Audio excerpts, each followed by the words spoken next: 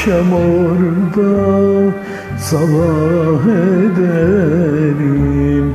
Bahtımın peşinden ağlar giderim.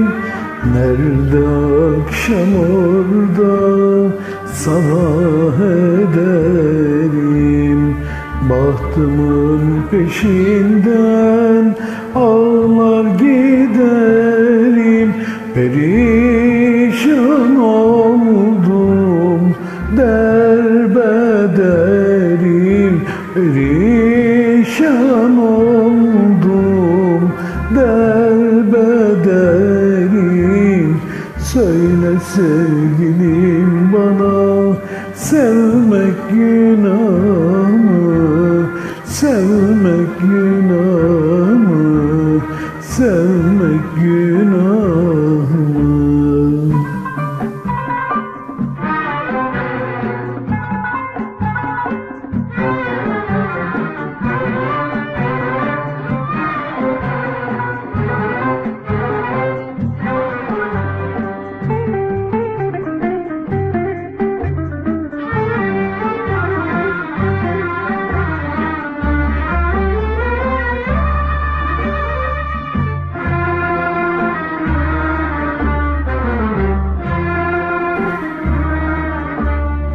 Çekilir mi gurbet bu genç yaşımda?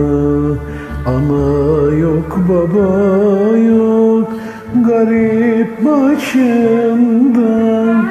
Çekilir mi gurbet bu genç yaşımda?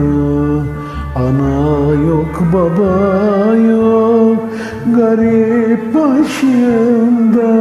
Hicran okunur gözyaşlarımda, aşkım okunur gözyaşlarımda. Söyle sevgilim bana, sevmek günah mı? Sevmek günah mı? Sevmek günah